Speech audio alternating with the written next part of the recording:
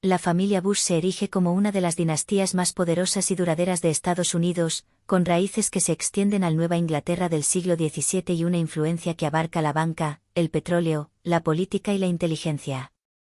Su ascenso comenzó con Prescott Bush, un senador de Connecticut y banquero de Wall Street, quien sentó las bases de una fortuna estimada hoy entre 400 y 500 millones de dólares. Este legado se expandió hasta alcanzar el dominio nacional a través de George H. W. Bush, exdirector de la CIA y 41º presidente de Estados Unidos, y su hijo George W. Bush, el 43º presidente, complementado por la figura de Jeb Bush como gobernador de Florida.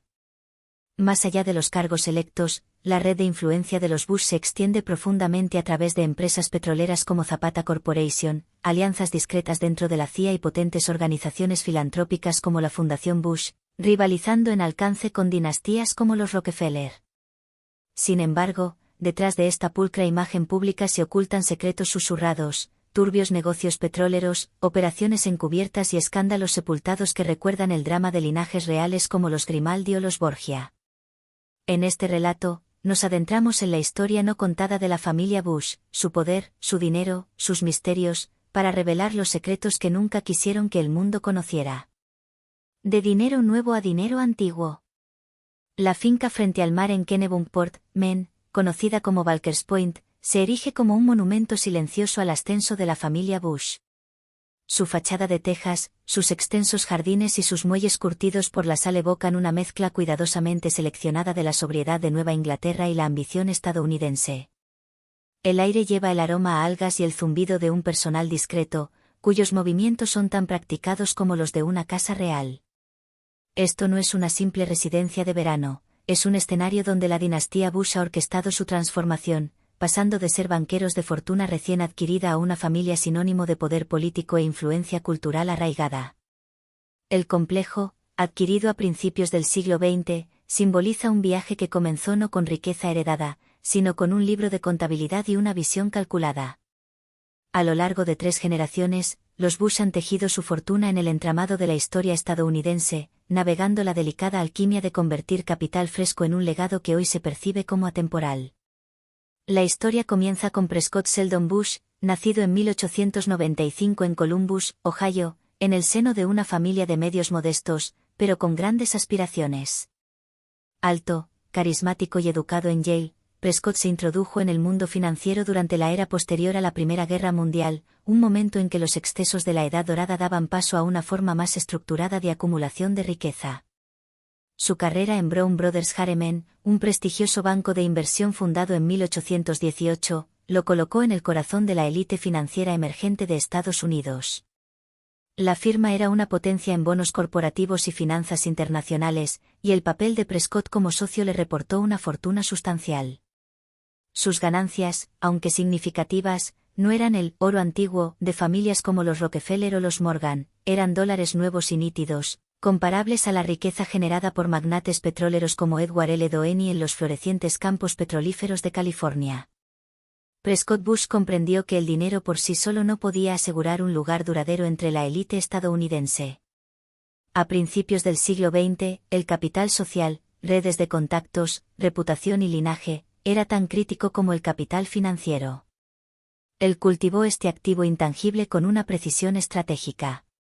En Yale, se unió a la secreta sociedad Skull and Bones, un semillero de futuros líderes, donde los lazos forjados en rituales a la luz de las velas se tradujeron en alianzas de por vida. En Manhattan, frecuentaba el Union League Club, un bastión del poder republicano, donde industriales y políticos negociaban acuerdos con puros y copas. Estas instituciones le inculcaron una regla tácita: la riqueza puede ser ostentosa, pero el pedigrí es discreto y se manifiesta en el silencio de las conexiones. Para mitigar la ostentación de su nueva fortuna, Prescott contrajo un matrimonio estratégico en 1921 con Dorothy Walker, cuya familia remontaba sus raíces a los colonos de Nueva Inglaterra del siglo XVII. El linaje Walker, con sus lazos con la riqueza mercantil de St. Louis y la sociedad de la costa este, confirió a la ambición de Prescott un aire de legitimidad heredada. La compra de la finca de Kennebunkport en la década de 1920 fue otro paso deliberado. La propiedad, originalmente perteneciente al padre de Dorothy, George Herbert Walker, no era solo un retiro de verano, sino una declaración de estatus. Su costa rocosa y su elegancia discreta alinearon a los Bush con las familias de la vieja guardia que veraneaban en Maine, como los Vanderbilt, los DuPont y los Astor. Los periódicos de la época destacaron la perspicacia financiera de Prescott, pero entre la élite, sus hábiles maniobras sociales fueron el verdadero titular. En la década de 1940, había transformado estas conexiones en una incipiente carrera política, logrando un escaño en el Senado de Estados Unidos por Connecticut en 1952. Su yate atracaba junto a los de los Rockefeller y los Mellon, y su nombre figuraba en los mismos registros sociales. A través del matrimonio, la adquisición de propiedades y las afiliaciones institucionales, Prescott transformó su riqueza en un facsímil de dinero antiguo y arraigado. Así como las dinastías europeas como los Habsburgo consolidaron el poder mediante alianzas estratégicas, el mayor legado de Prescott no fue su escaño en el Senado ni su cuenta bancaria, sino su hijo mayor, George Herbert Walker Bush, nacido en 1924. Criado en Greenwich, Connecticut, y Kennebunkport, George absorbió una doble educación, el deber del servicio público y el privilegio inherente a las redes de élite. Su infancia estuvo impregnada de historias de responsabilidad, con el mantra de Prescott de noblesse oblige, la obligación de la nobleza, equilibrado por el acceso a escuelas privadas y regatas de verano. Durante la Segunda Guerra Mundial, George se alistó como aviador naval, volando 58 misiones de combate en el Pacífico y ganando la Cruz de Vuelo distinguido por su valentía. Su heroísmo no fue meramente personal, fue una credencial que más tarde puliría la imagen patriótica de la familia. Después de la guerra, George podría haber seguido los pasos de su padre en la banca, pero eligió un camino más audaz, la incipiente industria petrolera de Texas. En 1948, se mudó a Midland, Texas, una polvorienta ciudad en auge donde los buscadores de petróleo perseguían fortunas en la cuenca pérmica. Con capital inicial proveniente de conexiones familiares, cofundó Zapata Petroleum Corporation en 1953. Nombrada en honor al revolucionario mexicano Emiliano Zapata para evocar audacia y espíritu pionero, Zapata no era una compañía petrolera ordinaria, fue pionera en la perforación offshore, desplegando plataformas en el Golfo de México y, más tarde, en aguas internacionales. La empresa era inherentemente arriesgada, la exploración petrolera siempre lo es, pero la demanda global de petróleo después de la guerra era insaciable. Las ganancias de Zapata se dispararon y, para la década de 1960, George era millonario por derecho propio. Su éxito reflejó la audacia de magnates como el de los medios William Randolph Hearst, quien construyó un imperio a base de adquisiciones audaces. Sin embargo, el petróleo fue más que un negocio para George, fue una plataforma. Su apretón de manos tenía peso en las salas de juntas de Houston y su agenda incluía a ejecutivos globales de energía, posicionándolo como un actor influyente en mercados que daban forma a la geopolítica. El éxito corporativo, no obstante, fue solo un trampolín. La familia Bush entendió que el verdadero poder dinástico residía en la política. En 1966, George ganó un escaño en la Cámara de Representantes de Estados Unidos por el 7º Distrito de Texas. Su ascenso político fue meteórico, embajador ante la ONU, 1971 a 1973, presidente del Comité Nacional Republicano, 1973 a 1974, enviado de Estados Unidos a China, 1974 a 1975, y, finalmente, director de la Agencia Central de Inteligencia, 1976 a 1977. Cada rol expandió su influencia y perfeccionó sus habilidades diplomáticas y estratégicas. En la CIA, George navegó las turbias aguas del espionaje de la Guerra Fría, supervisando operaciones que iban desde intervenciones encubiertas en América Latina hasta el intercambio de inteligencia con aliados clave. Su mandato, aunque breve, cimentó la reputación de la familia como una fuerza dentro del aparato de seguridad nacional de Estados Unidos. Los críticos especularon más tarde que su experiencia en la CIA moldeó profundamente su política exterior, desde la Guerra del Golfo hasta los acuerdos energéticos encubiertos. Aunque no hay pruebas definitivas que respalden tales afirmaciones de lucro personal en la guerra, el matrimonio de George con Barbara Pierce en 1945 fue otro pilar fundamental de la dinastía. Barbara, cuya ascendencia se remontaba a los pasajeros del Mayflower, aportó un pedigrí de sangre azul que complementó la ambición de George. Al igual que Dorothy Walker antes que ella, Barbara desempeñó un papel vital en las redes sociales. Su presencia en galas benéficas y eventos de recaudación de fondos políticos, siempre serena, siempre amable, forjó alianzas que el dinero por sí solo no podía comprar. Ella fue el ancla de la familia, al igual que Jacqueline Kennedy Onassis lo fue para los Kennedy, combinando encanto con un propósito estratégico.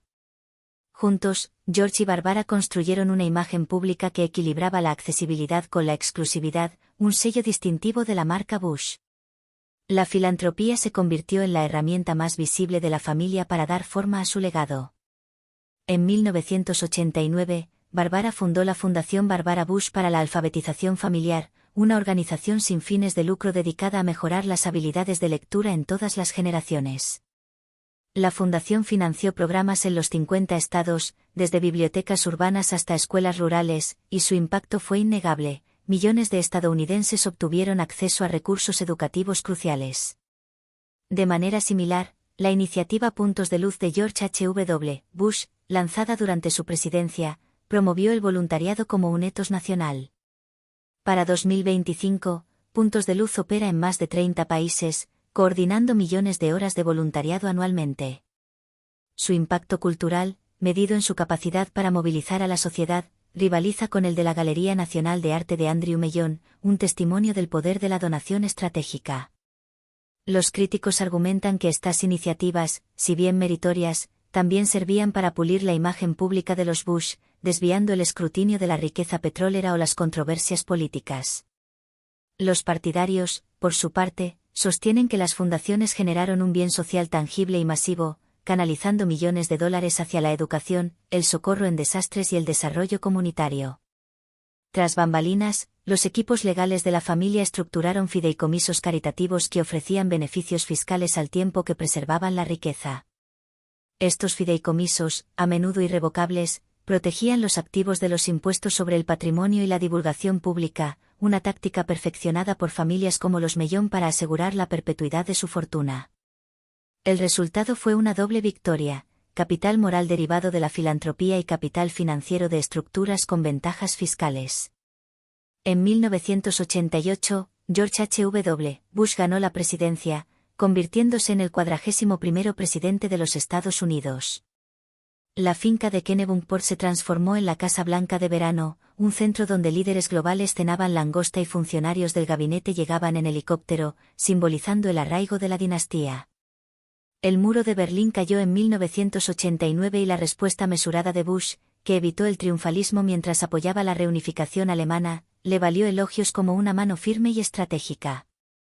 En 1991, lideró una coalición de 34 naciones para expulsar a las fuerzas iraquíes de Kuwait en la Guerra del Golfo, un éxito militar que elevó sus índices de aprobación al 89%. La guerra también entrelazó el nombre Bush con la geopolítica del petróleo. El legado de perforación offshore de Zapata y las profundas raíces petroleras de George en Texas alimentaron la especulación sobre motivos ocultos, aunque las investigaciones del Congreso no encontraron pruebas directas de lucro personal. La presidencia de Bush no estuvo exenta de desafíos. Su acuerdo presupuestario de 1990, que aumentó los impuestos a pesar de una promesa de no nuevos impuestos, alienó a muchos conservadores. La recesión de 1992 erosionó aún más su apoyo, y perdió su intento de reelección ante Bill Clinton. Sin embargo, su único mandato solidificó el lugar de la dinastía Bush en la historia estadounidense. La Guerra del Golfo estableció su gravitas militar y sus credenciales en política exterior, perfeccionadas en la ONU, China y la CIA, sentaron un estándar elevado para el liderazgo global. George Walker Bush, nacido en 1946, heredó la ambición de su padre, pero forjó un camino distinto y más arraigado en la cultura del sur. Criado en Midland, Texas, adoptó una personalidad campechana, lejos de la imagen de heredero patricio de Kennebunkport. Después de Yale y la Escuela de Negocios de Harvard, regresó a la industria petrolera, fundando Arbusto Energy en 1977. La empresa tuvo dificultades, pero su inversión en el equipo de béisbol Texas Rangers resultó lucrativa, reportándole $15 millones cuando el equipo se vendió en 1998. Sus empresas comerciales, aunque menos transformadoras que Zapata, le proporcionaron una plataforma para ingresar a la política. Elegido gobernador de Texas en 1994, George W. Bush hizo campaña como un conservador compasivo, mezclando populismo con reforma. Su victoria presidencial en 2000, asegurada tras un polémico recuento en Florida, marcó la segunda presidencia Bush en 12 años, un hecho sin precedentes cercanos. Los críticos lo calificaron de derecho dinástico, los partidarios, en cambio, señalaron su mandato electoral. Su presidencia, sin embargo, fue definida de forma indeleble por los ataques terroristas del 11 de septiembre de 2001 y las subsiguientes guerras en Afganistán e Irak. La guerra de Irak, lanzada en 2003, sigue siendo divisiva. Sus defensores argumentaron que desmanteló un régimen tiránico y eliminó una amenaza, sus detractores la vieron como una desventura impulsada por los intereses petroleros. El grupo Carlyle, una firma de capital privado con lazos familiares Bush, se convirtió en un pararrayos para las teorías de conspiración, con sus inversiones en defensa escudriñadas en exposiciones mediáticas que insinuaban conflictos de interés. Aunque no hay pruebas definitivas que vinculen a los Bush con un lucro directo de la guerra, la controversia subrayó el persistente estigma del dinero nuevo y su asociación con los grandes negocios. John Ellis, Jeb Bush, nacido en 1953, extendió el alcance político de la familia como gobernador de Florida de 1999 a 2007. Su mandato se centró en la reforma educativa y la preparación ante huracanes, ganándose el respeto bipartidista.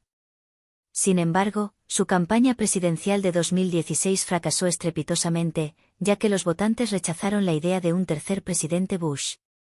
La reacción reflejó una fatiga dinástica, un recordatorio de que incluso el dinero antiguo puede perder su brillo si se percibe como desconectado de la realidad o como una continuación forzada de un linaje. La fortuna de los Bush, estimada por Forbes entre 400 y 500 millones de dólares, es una compleja red de inversiones inmobiliarias y fideicomisos. La finca de Kennebunkport, valorada en más de 10 millones de dólares, es un ancla cultural y financiera innegable. Propiedades en Houston y Dallas, incluida la mansión Preston Hollow de George W. Bush, se suman a la cartera familiar. Las inversiones en el grupo Carlyle, que gestiona miles de millones en activos de defensa y energía, proporcionan rendimientos constantes. Las participaciones de Zapata, vendidas en la década de 1990, se reinvirtieron en fondos diversificados, aislando a la familia de la volatilidad del mercado petrolero directo. La filantropía sigue siendo un activo fundamental. La Fundación Bush apoya iniciativas de educación y salud, a menudo en asociación con corporaciones de peso como ExxonMobil. La sede de Puntos de Luz en Atlanta coordina esfuerzos voluntarios globales, mejorando el poder blando de la familia y su influencia. Cada dólar caritativo genera, a su vez, influencia, fortaleciendo los lazos con élites empresariales y responsables políticos. Los lazos comerciales nazis de Prescott Bush. A principios de la década de 1930, Wall Street era un paisaje de desesperación y resiliencia. La Gran Depresión había destrozado los mercados, dejando a los corredores con trajes desaliñados paseando bajo los teletipos que entregaban implacables malas noticias. Por encima del caos, en una oficina de esquina en Brown Brothers Harriman, se sentaba Prescott Sheldon Bush, alto, impecablemente arreglado, con su anillo de clase de Yale captando la luz mientras firmaba documentos con mano firme. Para el público, era el arquetipo de la respetabilidad financiera, un socio en uno de los bancos de inversión más prestigiosos de Estados Unidos, un caballero de Connecticut que se movía sin problemas entre salas de juntas y clubes náuticos. Sin embargo, dentro de su oficina, entre los libros de contabilidad y las copias al carbón, yacía la evidencia de una transacción controvertida. Prescott Bush supervisaba las cuentas de Union Banking Corporation, VC, una entidad pequeña, pero significativa, que gestionaba fondos vinculados a Fritz Thyssen, un industrial alemán abiertamente alineado con el partido nazi de Adolf Hitler.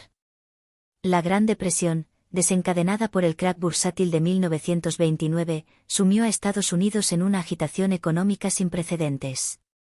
El desempleo se disparó al 25%, los bancos colapsaron en cascada y las empresas lucharon por sobrevivir. Wall Street, antes un símbolo de prosperidad ilimitada, se convirtió en un campo de batalla donde los financieros luchaban por preservar la riqueza en medio de oportunidades decrecientes.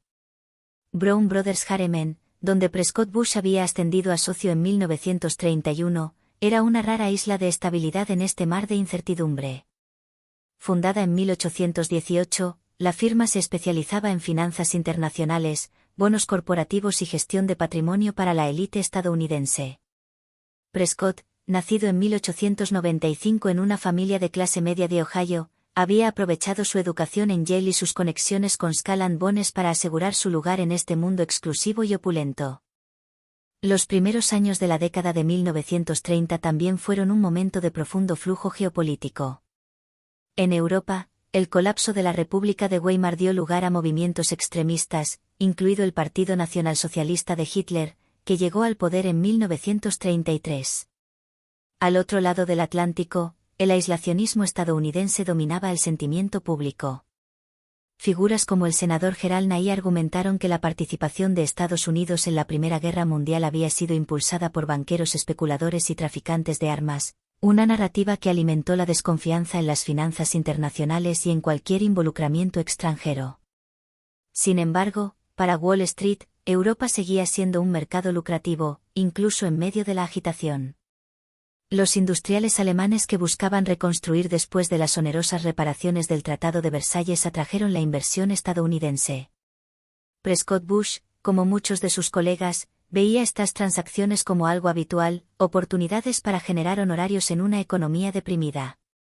Union Banking Corporation, VC, incorporada en Nueva York en 1924, era una operación de nicho bajo el paraguas de Brown Brothers Harriman.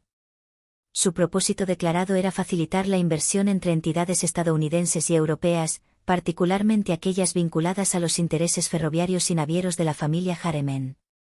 En la práctica, VC sirvió como conducto para gestionar cuentas extranjeras, incluidas las de Fritz Thyssen, un magnate del Valle del Ruhr cuya familia controlaba United Steelworks, el mayor productor de acero de Alemania.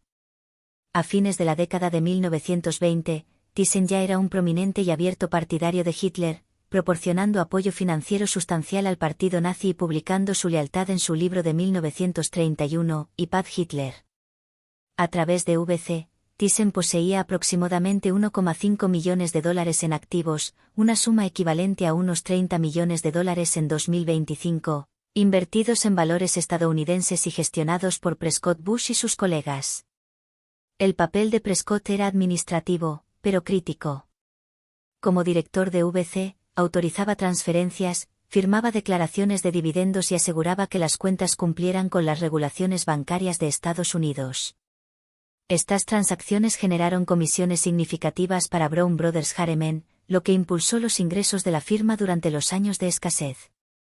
Los fondos de Thyssen, derivados de operaciones de acero y carbón, no eran ilegales a principios de la década de 1930. Estados Unidos estaba en paz con Alemania y la banca internacional a menudo involucraba a clientes con afiliaciones controvertidas. Tratados comparables eran comunes. Alcoa, de Andrew Mellon, aseguró contratos de carbón en Europa, y JP Morgan facilitó préstamos a la Italia de Mussolini. En la era previa a la guerra, el escrutinio moral de los clientes extranjeros era secundario al beneficio económico. Los primeros años de la década de 1930 estuvieron marcados por una desconexión notable entre los intereses comerciales estadounidenses y la política europea. El ascenso de Hitler era alarmante para algunos. Grupos de defensa judíos en Nueva York ya estaban haciendo sonar las alarmas sobre las crecientes persecuciones, pero muchos ejecutivos estadounidenses veían al partido nazi como una facción transitoria que se moderaría bajo la presión económica o se desvanecería. El sentimiento aislacionista, codificado en las leyes de neutralidad de 1935, desalentó la participación de Estados Unidos en disputas extranjeras y desincentivó el escrutinio de los orígenes de las fortunas europeas. Prescott Bush, un republicano con ambiciones políticas, operaba plenamente en este ambiente. Su enfoque estaba en construir riqueza y capital social, no en diseccionar las ideologías de los clientes extranjeros. Para él, Thyssen era meramente una entrada en el libro mayor, no un presagio de genocidio. Esta perspectiva no era única.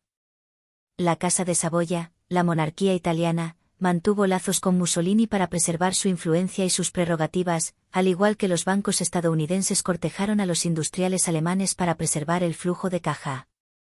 Sin embargo, la magnitud del apoyo de Thyssen a Hitler, financiando propaganda, armando grupos paramilitares, distingue las actividades de VC. United Steelworks, impulsada por el capital de Thyssen, produjo aproximadamente la mitad de la placa blindada de Alemania para 1938, contribuyendo directamente al desarrollo y rearme de la Wehrmacht. Las comisiones de Prescott, aunque modestas, fueron un pequeño, pero real, eslabón en esta cadena de apoyo al régimen, planteando preguntas sobre la complicidad que surgirían más tarde con el estallido de la guerra. La entrada de Estados Unidos en la Segunda Guerra Mundial en diciembre de 1941 lo cambió todo. La opinión pública pasó del aislacionismo a la unidad contra las potencias del eje, y la sospecha se cernió sobre cualquier conexión con los enemigos de la nación. La Ley de Comercio con el Enemigo de 1917, ampliada en 1941, facultó al gobierno para incautar activos vinculados a naciones enemigas. En octubre de 1942, la Oficina del Custodio de Propiedades Extranjeras, Office of Alien Property Custodian, apuntó a VC, identificando las cuentas de Thyssen como propiedad nacional enemiga debido a sus irrefutables afiliaciones nazis. Agentes federales allanaron la oficina de VC en Nueva York, incautando registros y congelando los $1,5 millones en activos. La orden de confiscación, documentada en la Orden de Adjudicación 248, es un asunto de registro público conservado en los archivos nacionales con sellos del Departamento del Tesoro, confirmando la naturaleza de la transacción y su origen. La incautación fue una crisis para Prescott Bush. A los 47 años, se preparaba para postularse al Senado de Estados Unidos por Connecticut, un trampolín hacia la prominencia nacional. La conexión con VC, si se hacía pública, podría descarrilar su campaña y empañar gravemente la reputación de Brown Brothers Harriman. La etiqueta nazi era especialmente tóxica en un momento en que los informes sobre campos de concentración comenzaban a filtrarse en los periódicos estadounidenses y las campañas de bonos de guerra exigían un patriotismo intachable y sin mácula. Un escándalo que vinculara a un candidato republicano con el financiero de Hitler no solo arriesgaba la carrera de Prescott, sino también las perspectivas electorales del partido a mitad de mandato. Prescott y sus aliados actuaron rápidamente para contener el daño. Brown Brothers Harriman cooperó de inmediato con la incautación, proporcionando registros a los investigadores federales y distanciándose públicamente de las operaciones de VC. Prescott renunció a la junta directiva de VC, una medida que minimizó su asociación pública con el banco. Tras bambalinas, operativos republicanos y aliados del Senado se aseguraron de que la historia se mantuviera en un perfil bajo. La cobertura periodística fue escasa, limitada a breves menciones de revisiones de activos extranjeros en las secciones financieras de algunos periódicos. La prensa de guerra, limitada por las normas de censura y enfocada en las actualizaciones del campo de batalla, mostró poco interés en una compleja historia bancaria que no implicaba espionaje directo o traición obvia. Esta estrategia de contención hizo eco de las tácticas utilizadas por otras élites. William Randolph Hearst, cuyos primeros editoriales habían elogiado la eficiencia nazi, desvió las críticas girando hacia una cobertura de guerra intensamente patriótica y belicista. Andrew Mellon, acusado de evasión fiscal en la década de 1930, redirigió el escrutinio a través de una filantropía oportuna y altamente visible, fundando la Galería Nacional de Arte. La respuesta de Prescott fue igualmente calculada. Aumentó su visibilidad en las campañas de bonos de guerra y en las organizaciones de veteranos, reforzando su imagen de patriota intachable. Para 1943, el episodio de VC se había desvanecido de la vista pública, enterrado en las bóvedas del gobierno y eclipsado por la urgencia abrumadora de la guerra. La falta de consecuencias duraderas es sorprendente. Ninguna audiencia del Congreso se dirigió a Prescott Bush, y ningún medio importante persiguió la historia agresivamente. Los historiadores señalaron más tarde que sus redes de élite, Skull and Bones de Yale y el Union League Club, proporcionaron un amortiguador y una protección.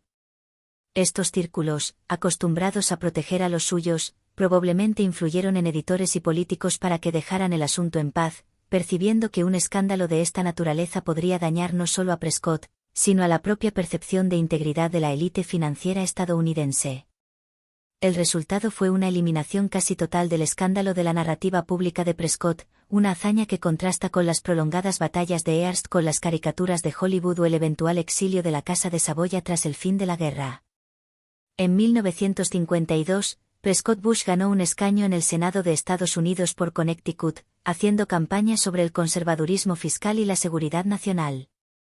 Su mandato fue discreto, pero respetable, centrándose en la reforma bancaria y los beneficios para veteranos.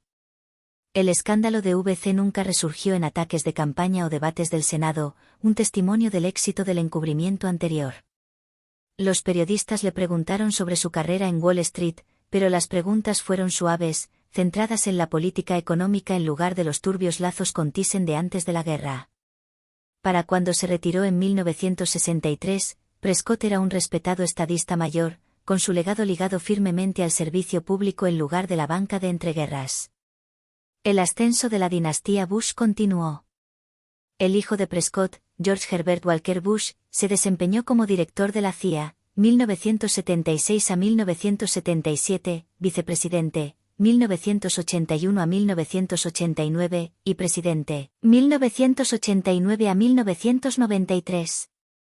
Su nieto George W. Bush gobernó Texas, 1995 a 2000, y se convirtió en presidente, 2001 a 2009.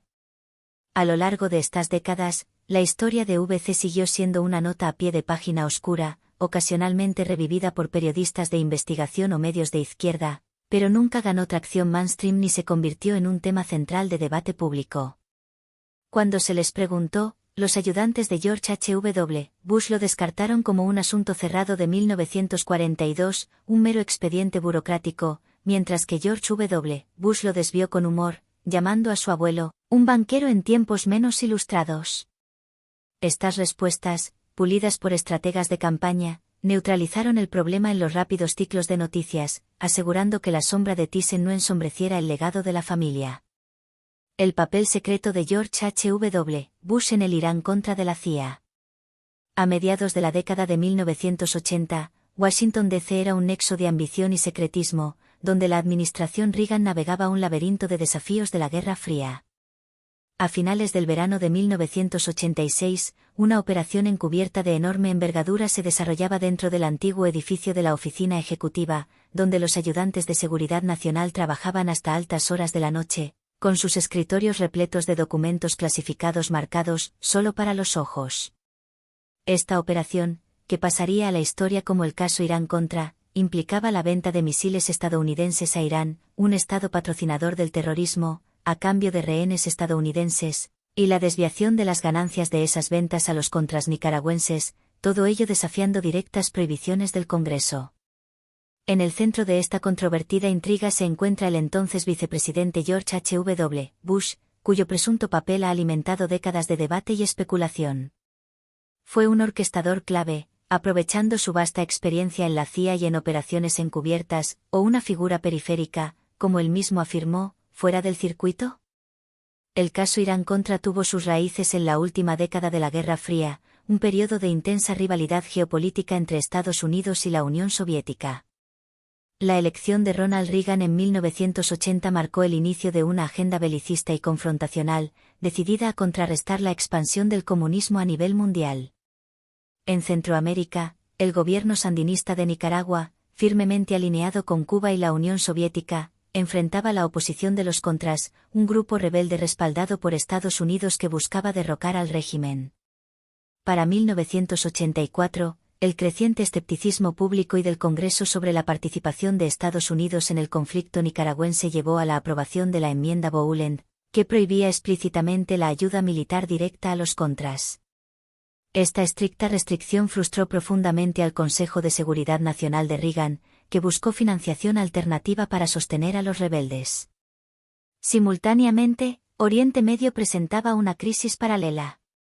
La Revolución Islámica de Irán de 1979 lo había transformado en un adversario acérrimo de Estados Unidos, sujeto a un embargo de armas debido a su apoyo a Hezbollah, una milicia libanesa que retenía a 7 rehenes estadounidenses. La administración Reagan, en su búsqueda de soluciones creativas, vio una oportunidad para abordar ambos problemas a través de una única y compleja operación. La venta de armas a Irán podría asegurar la liberación de rehenes, abrir canales discretos con facciones iraníes supuestamente moderadas y generar fondos ilícitos para eludir la enmienda Boulend. Este plan, ejecutado por un pequeño equipo del Consejo de Seguridad Nacional y la CIA, operó en el más absoluto secreto para evitar la supervisión del Congreso y el escrutinio público, elementos que podrían haberlo desbaratado desde el principio. George H.W. Bush, que ya amasaba una formidable experiencia en inteligencia y diplomacia, con sus empresas petroleras en Texas con Zapata Petroleum y su pedigrí de Yale, sumaba a su currículum vastas redes en el sector privado y en la élite. Como vicepresidente, Bush fue un leal adjunto de Reagan, asistiendo a reuniones de alto nivel y viajando al extranjero en misiones diplomáticas sensibles. Su imagen pública, calmada, patricia, discreta, desmentía una profunda comprensión de las operaciones encubiertas y la intrincada diplomacia, lo que lo convertía en un activo potencial invaluable para los arquitectos del Irán-Contra. El clima político de la década de 1980 amplificó lo que estaba en juego. La popularidad de Reagan, impulsada por la recuperación económica y una retórica anticomunista implacable, dio a la administración un amplio margen para seguir políticas audaces, incluso si eran controvertidas. Sin embargo, el Congreso, liderado por una Cámara de Representantes demócrata, desconfiaba profundamente del exceso de poder ejecutivo, especialmente después de las dolorosas lecciones de Vietnam y Watergate. La operación Irán-Contra, al eludir los controles legislativos, arriesgó una grave crisis constitucional si se exponía. El papel de Bush, ya fuera activo o pasivo, era crítico, ya que era un posible y fuerte candidato presidencial en 1988. Su reputación política pendía de un hilo y cualquier escándalo de esta magnitud podría poner en peligro no solo su ascenso, sino la agenda republicana para el futuro cercano. La operación Irán-Contra fue un esquema sofisticado que combinó acuerdos de armas, subterfugios financieros y complejas maniobras diplomáticas. Entre agosto de 1985 y octubre de 1986, Estados Unidos facilitó la venta de más de 2.000 misiles antitanque TOW, 18 misiles antiaéreos Hawk y piezas de repuesto a Irán, principalmente a través de intermediarios israelíes. Estas transacciones violaron el embargo de armas de Estados Unidos promulgado en 1980 y requirieron licencias de exportación de terceros países para enmascarar la participación estadounidense directa. Los envíos se realizaron a través de intermediarios europeos, aerolíneas privadas y contratistas de defensa hasta aeródromos iraníes, a menudo al amparo de la noche para evadir a periodistas y filtraciones de inteligencia. El objetivo principal de la operación era asegurar la liberación de rehenes estadounidenses retenidos por Hezbollah en Líbano. Funcionarios iraníes, que buscaban armas occidentales de alta tecnología para contrarrestar a Irak en la devastadora guerra Irán-Irak, 1980 a 1988, presionaron a Hezbollah para que cumpliera. 3 rehenes fueron liberados entre 1985 y 1986, aunque paradójicamente, otros fueron tomados más tarde, lo que socavó el supuesto éxito de la estrategia de armas por rehenes. Un objetivo secundario, menos publicitado, era cultivar lazos con elementos iraníes supuestamente moderados, un intento arriesgado de influir en el futuro post-Jomeini de Teherán. El componente financiero fue igualmente audaz y poco ortodoxo. Las ventas de armas generaron ganancias significativas debido a los precios inflados cobrados a Irán. Una nota manuscrita del teniente coronel Oliver North, el hombre clave del Consejo de Seguridad Nacional y principal orquestador en el terreno, describía claramente las cuentas. $3,6 millones en costos de adquisición produjeron $15,1 millones en ingresos, dejando un superávit de $11,5 millones etiquetado falazmente como ayuda humanitaria.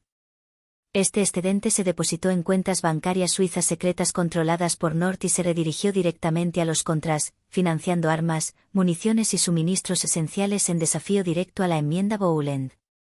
El término humanitario fue un nombre inapropiado deliberado, ya que la vasta mayoría de los fondos apoyaron operaciones militares.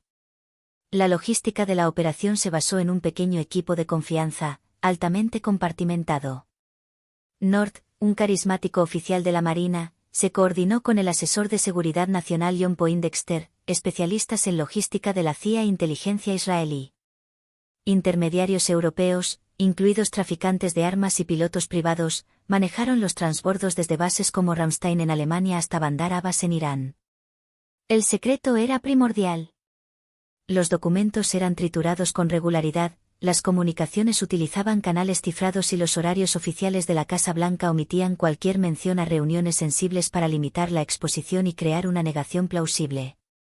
La cuestión central que ha persistido es el alcance real de la participación de George H.W. Bush en el Irán-Contra. Los críticos argumentan que fue un actor clave, aprovechando sus antecedentes en la CIA y sus contactos en Oriente Medio para aprobar transferencias de armas y guiar las desviaciones de ganancias. Los partidarios, en cambio, sostienen que fue una figura marginal, informado sobre la operación pero sin dirigirla, limitado por su papel meramente vicepresidencial. Las fuentes primarias disponibles ofrecen pruebas convincentes, pero ambiguas, que alimentan el debate en curso. Los cuadernos de Oliver North, desclasificados en la década de 1990, son una fuente crítica y reveladora. Múltiples entradas hacen referencia a la aportación del VP, junto con los plazos para los envíos de misiles y los transbordos europeos.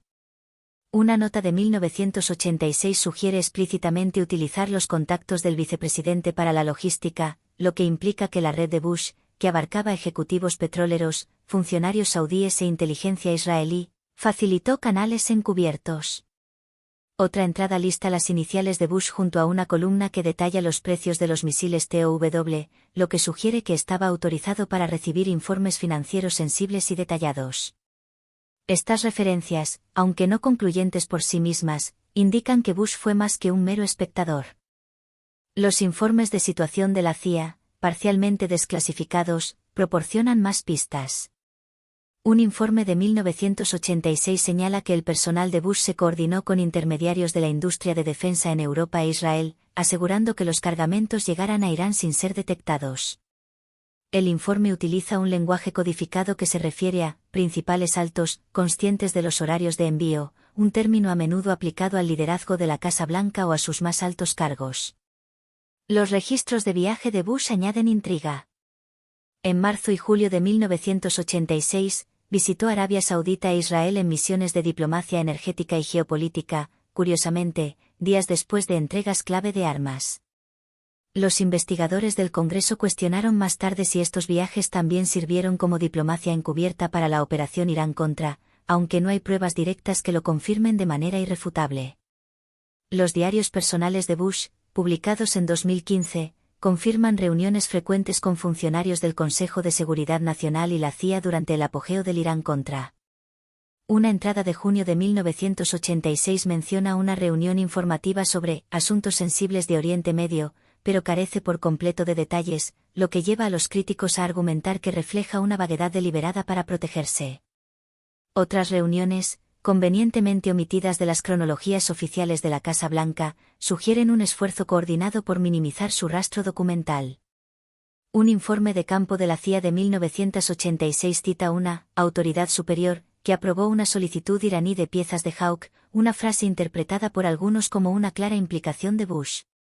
Sin embargo, un memorándum correspondiente de la oficina de Bush, marcado como devuelto sin comentarios, podría indicar tanto una aprobación tácita como un distanciamiento burocrático cuidadosamente orquestado.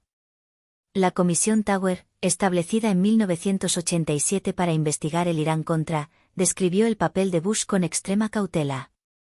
Su informe señaló que fue informado, estuvo presente en reuniones clave y no planteó objeciones, confirmando así su conocimiento, pero evitando la atribución directa de la dirección. Este lenguaje pasivo y evasivo, un sello distintivo del control de daños en Washington, protegió a Bush del escrutinio al tiempo que reconocía su proximidad al centro de la operación. El informe del Consejo Independiente de 1993, dirigido por Lawrence Walsh, encontró de manera similar pruebas insuficientes para acusar a Bush, centrándose en North, Poindexter y otros operativos de menor rango. Walsh expresó más tarde su frustración por lo que consideró una obstrucción por parte de la administración, particularmente la retención estratégica de los diarios de Bush hasta después de la conclusión de la investigación. Bush negó sistemáticamente un papel central en el Irán-Contra. En una conferencia de prensa de 1987, declaró de forma memorable, estaba fuera del circuito, una frase que se convirtió en un pararrayos para el escepticismo público y mediático. La ambigüedad deliberada de la declaración, ¿fuera de qué circuito?, le permitió desviar la atención sin aclarar su verdadero conocimiento de las ventas de armas, las negociaciones de rehenes o la financiación de los contras. Sus defensores argumentan que, como vicepresidente, carecía de autoridad operativa directa, confiando en los informes del Consejo de Seguridad Nacional y la CIA que podrían haber sido incompletos o filtrados. Señalan que Reagan, el máximo responsable de la toma de decisiones, también afirmó tener un conocimiento limitado, lo que sugiere que el secreto de la operación aisló intencionadamente a las figuras de alto nivel. Los críticos, por su parte, replican que los antecedentes de Bush hacían que su supuesta ignorancia fuera implausible. Como director de la CIA, supervisó operaciones encubiertas en América Latina y Oriente Medio, lo que le proporcionó una comprensión matizada de los canales negables y el funcionamiento interno de la agencia. Sus viajes a Oriente Medio, que coincidieron de forma sospechosa con las entregas de armas, sugieren que desempeñó un papel diplomático activo, quizás tranquilizando a aliados clave como Arabia Saudita o Israel sobre la naturaleza de la operación. Los investigadores del Congreso cuestionaron por qué los diarios y los registros de viaje de Bush omitían detalles referenciados en los memorandos del Consejo de Seguridad Nacional, señalando un esfuerzo deliberado para ocultar su participación.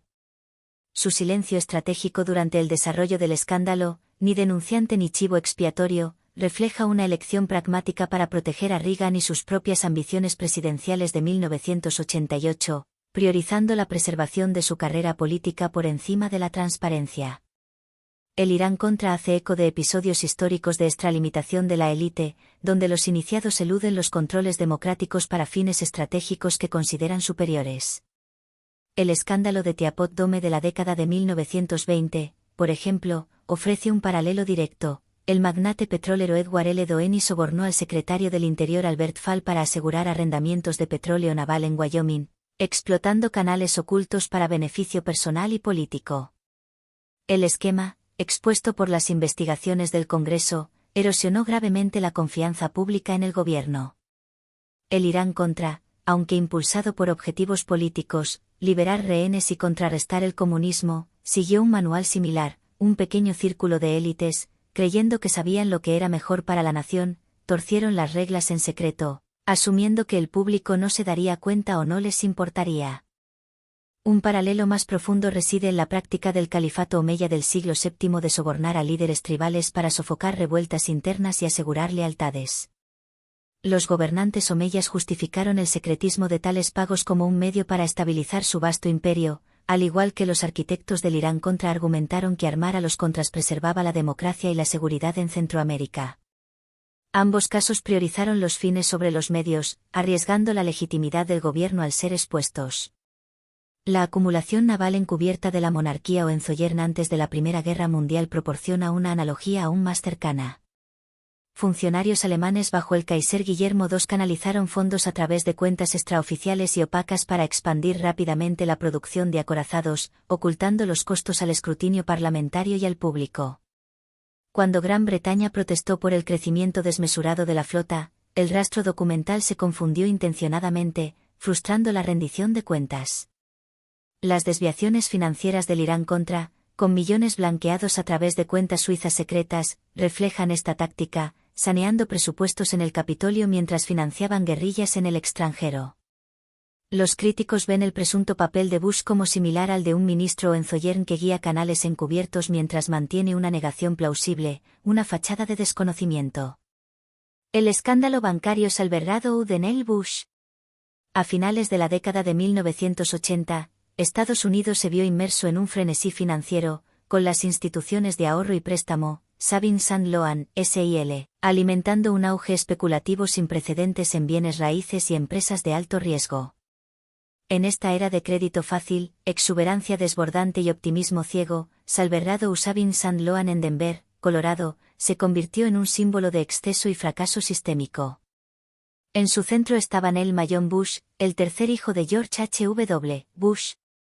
La participación de Neil como director de Salverrado en la aprobación de préstamos internos y de inversiones arriesgadas condujo a un rescate de $1.000 millones para los contribuyentes, lo que desató acusaciones de negligencia grave, favoritismo descarado y un encubrimiento diseñado para proteger la reputación de la ya influyente familia Bush. El escándalo, meticulosamente documentado en exhaustivos informes federales, generó comparaciones con episodios históricos de privilegio de élite, desde los esquemas fiscales de Andrew Mellon hasta las maniobras legislativas de Henry Flagler. Este análisis explora el devastador colapso de Salverrado, el papel de Neil, sus profundos paralelos históricos y sus implicaciones duraderas en la percepción pública de la responsabilidad y el privilegio. La década de 1980 fue una década transformadora y disruptiva para las finanzas estadounidenses. Tras la estanflación de la década de 1970, el Congreso buscó revitalizar la industria de ahorro y préstamo, que tradicionalmente se había enfocado en las hipotecas de viviendas para familias. La Ley de Desregulación de Instituciones Depositarias y Control Monetario de 1980 y la Ley Garnes-T-Germain de 1982 flexibilizaron drásticamente las restricciones, permitiendo a las SIL invertir en bienes raíces comerciales especulativos, bonos basura y otras empresas de alto riesgo como la exploración petrolera. Estas reformas tenían como objetivo declarado impulsar la propiedad de viviendas y el crecimiento económico, pero crearon un entorno financiero volátil y propenso a abusos. Con requisitos de capital mínimos y una supervisión laxa, muchas SIL se apalancaron excesivamente, persiguiendo altos rendimientos sin reservas adecuadas para amortiguar las pérdidas. El optimismo desenfrenado de la época enmascaró riesgos sistémicos evidentes. El aumento de las tasas de interés, un mercado inmobiliario en enfriamiento y una disminución en los precios del petróleo expusieron brutalmente las vulnerabilidades inherentes en las carteras de las SIL.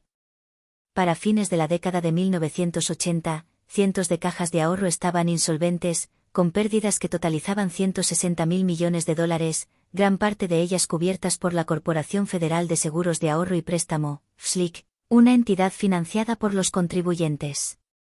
Esta crisis, conocida como la debacle de las SIL, fue impulsada por préstamos imprudentes, acuerdos internos con conflictos de interés y fallas regulatorias masivas, preparando el escenario para el colapso de Silverado.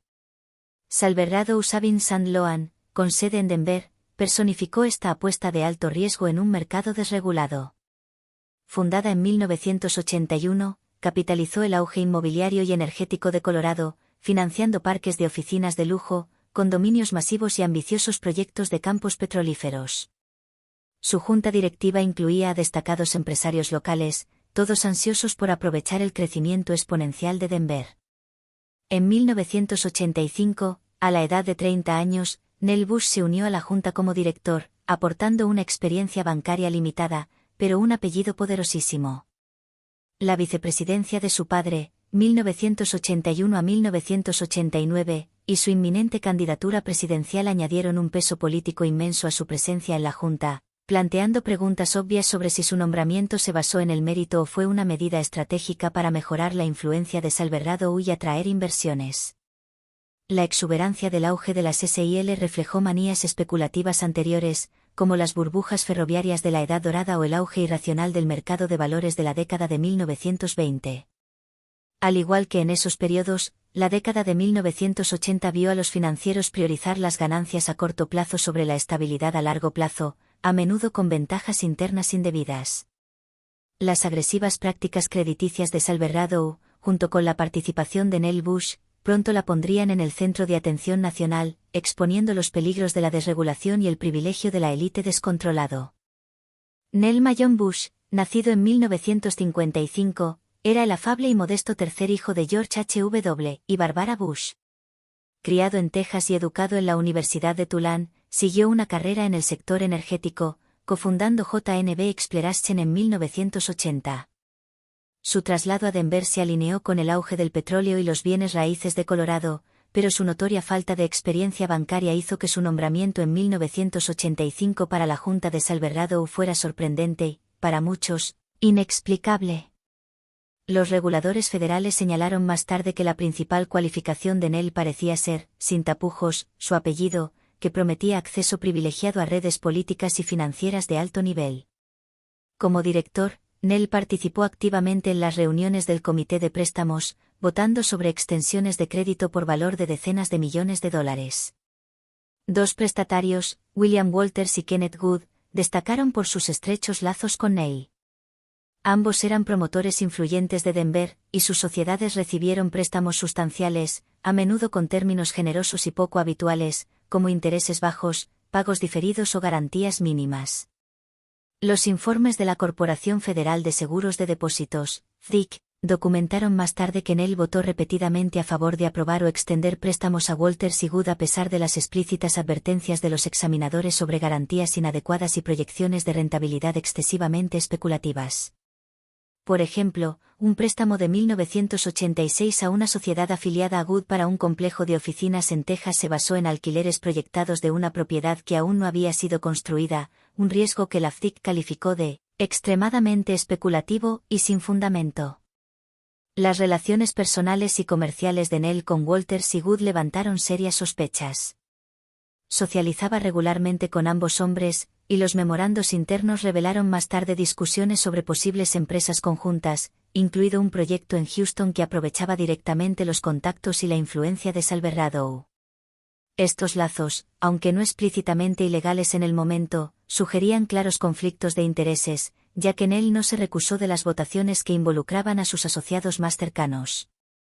El informe de la FDIC de 1991 lo acusó directamente de negligencia grave, argumentando que sus acciones irresponsables contribuyeron significativamente al fracaso de Salverradow.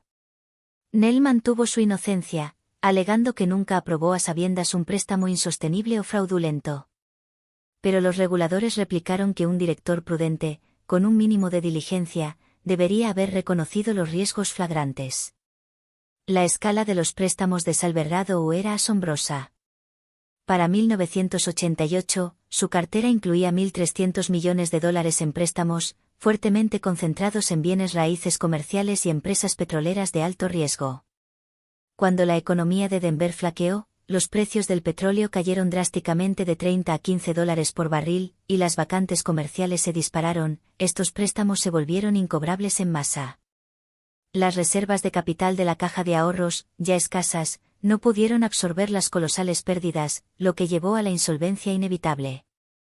El colapso, una carga de $1.000 millones para los contribuyentes. A finales de 1988, la salud financiera de Salverradow se había deteriorado catastróficamente. Los examinadores federales, que habían emitido advertencias recurrentes desde 1986, encontraron una cartera plagada de préstamos morosos y tóxicos. La dependencia de la caja de ahorros de empresas especulativas, junto con garantías inadecuadas, la dejó indefensa. En diciembre de 1988, la FSLIC declaró insolvente a Salverradow, incautando sus activos y cerrando sus sucursales. La FDIC, encargada de resolver el fracaso, estimó el costo para los contribuyentes en $1.000 millones, extraídos del ya sobrecargado fondo de la FSLIC. Esta cifra, equivalente a aproximadamente $2.500 millones en 2025, convirtió a Salverradow en uno de los fracasos de SIL más costosos de la historia. El colapso atrajo la atención nacional, amplificada exponencialmente por la presencia de Nell Bush en la Junta.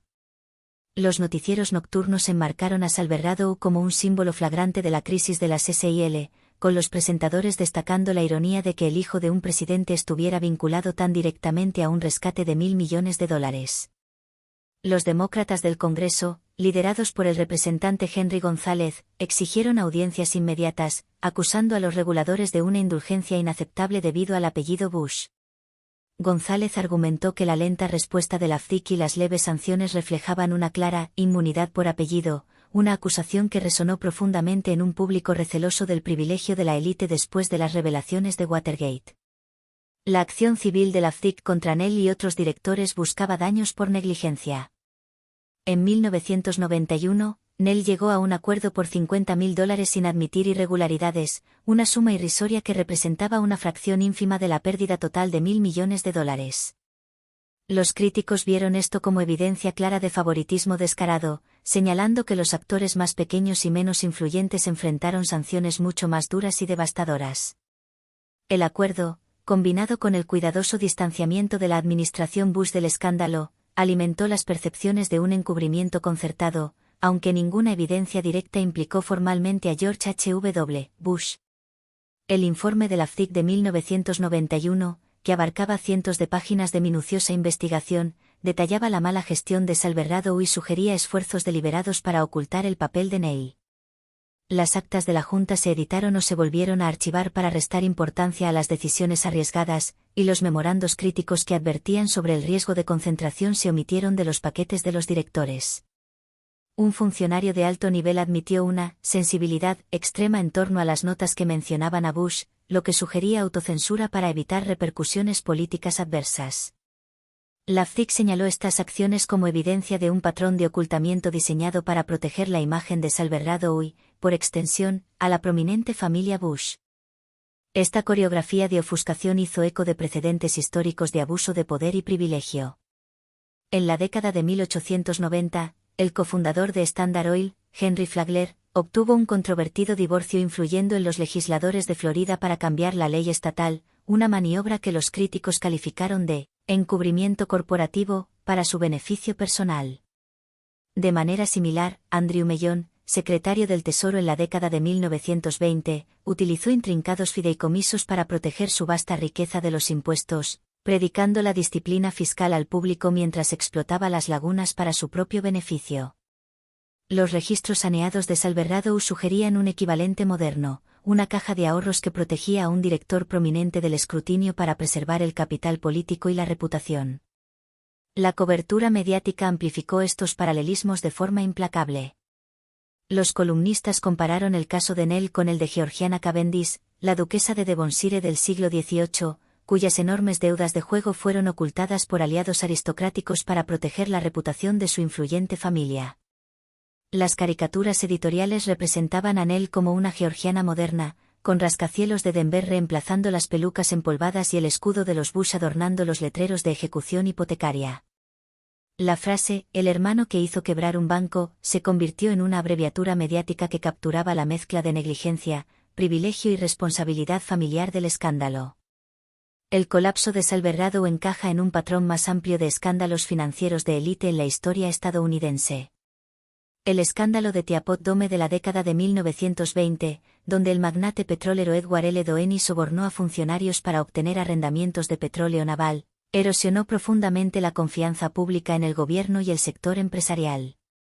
Al igual que Salverradow, involucró a personas con información privilegiada que explotaron su influencia para obtener ganancias indebidas, con los contribuyentes asumiendo el costo final. Las deudas ocultas de Georgiana Cavendish, cubiertas por su círculo íntimo para preservar el buen nombre de Devonshire, reflejan los supuestos esfuerzos de Salverradow para proteger a Nell Bush. La prestidigitación legislativa de Henry Flagler para asegurar un divorcio es paralela a la indulgencia regulatoria que los críticos atribuyeron a la supervisión de Salverradow, sugiriendo una mano política en juego. Estos casos históricos resaltan un tema recurrente: el privilegio busca modular la transparencia y la rendición de cuentas. Los fideicomisos fiscales de Mellon, los pagarés ocultos de Cavendish y las maniobras legales de Flagler priorizan la ganancia privada sobre la responsabilidad pública.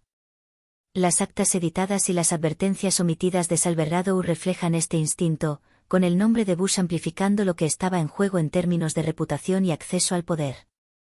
Los hallazgos de la FCC, votos de la Junta que ignoraban el riesgo evidente, préstamos internos a amigos y pasivos ocultos, sugieren un sistema donde la proximidad política suavizaba las consecuencias, al igual que lo hizo para los varones ladrones de la Edad Dorada que operaban con impunidad. La crisis de las SIL en sí misma fue un fracaso sistémico masivo, con 747 cajas de ahorro colapsando entre 1984 y 1992, costando al contribuyente estadounidense miles de millones de dólares. Sin embargo, Salverradow destacó de forma singular debido a su escala y, crucialmente, la participación directa de Nell Bush. La pérdida de $1.000 millones, aunque no única en el contexto de la crisis, se convirtió en un pararrayos para la ira pública, ya que los depositantes comunes cuestionaron por qué las garantías federales protegían a los banqueros imprudentes mientras ellos sufrían las consecuencias de la especulación. La percepción generalizada de que Nell enfrentó un escrutinio mucho más leve y sanciones simbólicas debido a su apellido alimentó la desconfianza y el cinismo, haciendo eco de los debates sobre los paraísos fiscales de Mellon o las manipulaciones legales de Flagler, y dejando una mancha indeleble en la reputación de la dinastía Bush. Las luchas secretas de Barbara Bush contra la depresión en las décadas de 1970 y 1980. Barbara Pierce Bush fue un pilar inquebrantable de la familia Bush, conocida por su aguda inteligencia, su calidez maternal y su presencia imperturbable mientras su esposo, George H.W. Bush, ascendía de los campos petroleros de Texas hasta el ápice del poder en la Casa Blanca. Sin embargo, detrás de su persona pública cuidadosamente construida, marcada por sus icónicas perlas de 3 hilos y un encanto de abuela accesible, yacía una lucha privada y devastadora contra la depresión clínica que casi la abruma por completo. Esta batalla, librada en secreto debido al profundo estigma de la época en torno a la salud mental, se ocultó meticulosamente para proteger y no descarrilar el ascenso político de la familia Bush. Documentada en biografías, memorias y entrevistas póstumas, la historia de Barbara resuena con dolorosos paralelismos históricos, desde la princesa Victoria de Hanover hasta herederas estadounidenses como Adelaide Frick, revelando la intersección implacable del privilegio, el deber social y los desafíos silenciosos de la salud mental en las esferas públicas. Este análisis explora su lucha, su meticuloso ocultamiento, su impacto en su vida y su perdurable relevancia en el discurso actual sobre el bienestar psicológico. La década de 1970 fue un periodo turbulento en Estados Unidos, marcado por el fin traumático de la Guerra de Vietnam, una estanflación económica persistente y una profunda desconfianza post-Watergate en las instituciones gubernamentales y sociales.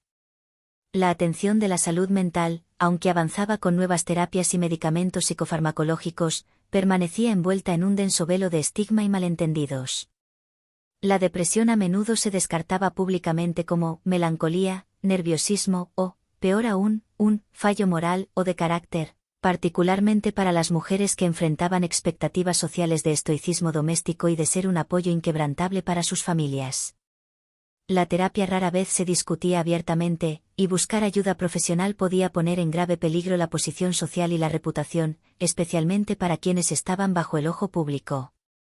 Para familias políticas como los Bush, cuyas ambiciones dependían intrínsecamente de una percepción pública impoluta e impecable, los problemas de salud mental eran un lastre que debía manejarse con la máxima discreción y secretismo. Barbara Bush, nacida en 1925 en Nueva York, era la esposa de una figura política en ascenso constante. La carrera de George H.W. Bush exigía de ella una imagen pública impecable y serena. Barbara, como su compañera, desempeñó un papel fundamental, organizando innumerables eventos de recaudación de fondos, encantando a los donantes influyentes y criando a 5 hijos, George W., Jeb, Neil, Marvin y Dorothy. La trágica muerte de su hija Robin por leucemia en 1953 había puesto a prueba su resiliencia de forma devastadora. Pero la depresión que la golpeó a mediados de la década de 1970 fue un desafío de una naturaleza diferente, marcado por una tristeza persistente y aplastante, una anedonia incapacitante, la incapacidad de sentir placer, y pensamientos intrusivos que la atormentaban. Este periodo de su vida coincidió, además, con el intenso mandato de George en China y la CIA, un momento de viajes extenuantes y escrutinio público constante para la familia. La casa de la familia Bush en Houston, en el acomodado barrio de Tanglewood, era un centro de actividad constante, pero el mundo privado de Barbara se estaba oscureciendo irremisiblemente. Su lucha, mantenida oculta para evitar cualquier riesgo de descarrilar la carrera política de George, reflejaba la presión social más amplia para ocultar los problemas de salud mental, particularmente para las mujeres en los círculos de élite, donde la apariencia de perfección era primordial. Para 1974, Barbara, entonces de 49 años, comenzó a experimentar los debilitantes síntomas de la depresión clínica. Las mañanas traían una sensación de vacío existencial, el café perdía su sabor habitual y las tareas diarias se sentían insuperables. Las noches estaban marcadas por el insomnio crónico y lágrimas inconsolables que no podía explicar. La biografía de Kitty Kelly de 2004, The Family, cita a amigos y fuentes hospitalarias que describen a Barbara caminando por los pasillos de su casa, contando obsesivamente las tablas del suelo para distraerse de pensamientos intrusivos y terroríficos, incluidos los miedos a intrusos que la acechaban. Un incidente escalofriante, detallado en entrevistas, ocurrió mientras conducía por San Felipe Road en Houston, cuando Barbara consideró brevemente girar su vehículo hacia el tráfico que venía en sentido contrario, un pensamiento que la aterrorizó y la impulsó a buscar ayuda profesional de forma inmediata. Esto no era una tristeza pasajera, sino una condición debilitante que la paralizaba.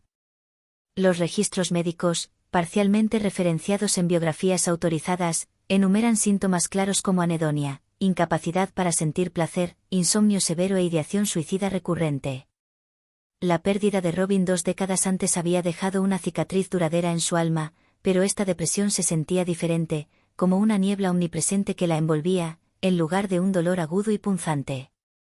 El papel público de Barbara como esposa y madre de apoyo incondicional chocaba frontalmente con su desesperación privada, amplificando su sensación de aislamiento y la necesidad de mantener las apariencias. Más tarde admitió en sus memorias de 1994, Barbara Bush, a Memoir, un periodo bajo, un reconocimiento cauteloso y minimalista de su profunda lucha. El panorama de la salud mental de la década de 1970 ofrecía opciones limitadas y, a menudo, estigmatizadas. Los antidepresivos, como los tricíclicos, estaban disponibles, pero conllevaban efectos secundarios significativos y un fuerte estigma social asociado a su uso. La terapia, a menudo psicoanalítica y de larga duración, era menos común y accesible que hoy en día, y la terapia cognitivo-conductual, TCC, estaba emergiendo, pero aún no era ampliamente accesible ni comprendida.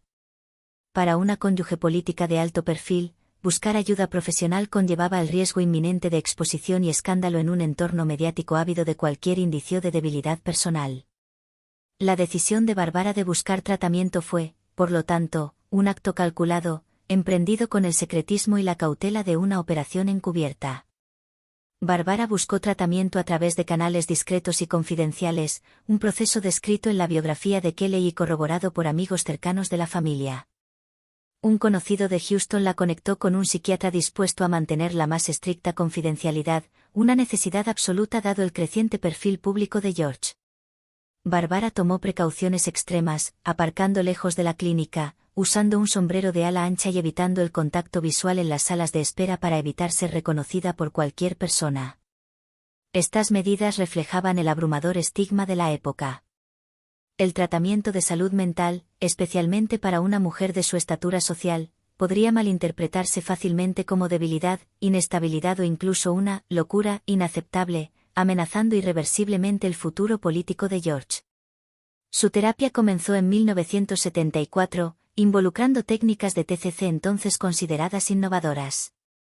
Las sesiones se centraron en identificar sus pensamientos catastróficos, desafiarlos con evidencia objetiva y replantearlos con perspectivas más equilibradas y realistas. Barbara inicialmente se resistió a la medicación, temiendo que embotara su ingenio y su vivacidad, un activo clave en su papel público y social. Sin embargo, a mediados de 1974, accedió a una dosis baja de antidepresivos tricíclicos, probablemente imipramina, que le causaron efectos secundarios incómodos como sequedad de boca y mareos, pero que gradualmente aliviaron sus síntomas más graves. Las notas de progreso citadas en fuentes secundarias indican una mejora notable a finales de 1974, atribuyendo su recuperación a la adherencia a la terapia y al apoyo inquebrantable de George. George quedó inicialmente atónito y abrumado por la profundidad y la complejidad de la lucha de Barbara. Su instinto, perfeccionado como piloto de la Segunda Guerra Mundial y estratega político, era arreglar el problema de forma directa y eficiente. Pero la depresión no ofrecía un objetivo claro ni una solución sencilla. Ajustó su horario, la llevaba discretamente a las citas y cancelaba eventos de recaudación de fondos cuando su estado de ánimo caía en picado, priorizando su bienestar. En casa, se sentaba con ella en silencio, ofreciendo su presencia solidaria en lugar de soluciones forzadas. Este apoyo emocional, detallado en cartas familiares, fue crucial para su recuperación, y su hija Dorothy señaló con alivio en 1975 que, mamá está más animada, casi vuelve a ser ella misma. Los hijos Bush fueron protegidos de la verdad completa. Barbara y George describieron sus ausencias o su apatía como recados o cansancio, una táctica para proteger su bienestar emocional y la imagen pública inmaculada de la familia.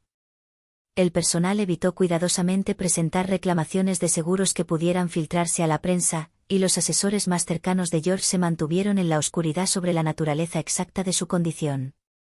Este secretismo reflejó precedentes históricos, como el de la princesa Victoria de Hanover, cuyos colapsos nerviosos del siglo XIX se ocultaron sistemáticamente para preservar la óptica real y la estabilidad dinástica, o Adelaide Frick, cuya depresión se escondió discretamente detrás de la fachada social de la élite de Pittsburgh. El secretismo en torno a la depresión de Barbara fue impulsado directamente por la necesidad política y la percepción pública. En la era post-Watergate, la prensa escudriñaba a las familias políticas en busca de cualquier indicio de escándalo, desde problemas fiscales hasta fallas personales. La depresión, a menudo mal etiquetada públicamente como una crisis nerviosa, conllevaba un estigma tan grande que podría descarrilar irreparablemente las ambiciones presidenciales de George, particularmente mientras él se preparaba para la carrera de 1980. Una sola filtración sobre el tratamiento de Barbara podría haber sido utilizada como arma por los oponentes, presentándola como inestable o a George como un líder distraído por problemas personales. Los Bush mantuvieron así un velo de hierro impenetrable, una estrategia que Barbara justificó más tarde en sus memorias como una forma de proteger la misión de servicio de su familia. Este ocultamiento tuvo ecos históricos. Los ataques de pánico de la princesa Victoria fueron desestimados como histeria femenina, tratados con ineficaces curas de reposo y ocultados para mantener la imagen inmaculada de la dinastía de Hanover. Adelaide Frick, que luchaba contra la depresión tras la crisis nerviosa de su hija, financió discretamente programas de arteterapia como una salida privada y un paliativo, enmascarando su dolor personal detrás de la filantropía. Los diarios de Jan Morton Kudai, otra mujer de élite, revelan una soledad profunda que sublimó en obras de caridad, financiando un ala de hospital en Milwaukee para la renovación humana. El silencio de Barbara se alineó con esta trágica tradición de mujeres de élite que enterraban sus luchas personales para preservar sus roles públicos y el legado de sus familias. El esfuerzo por mantener esta fachada era agotador.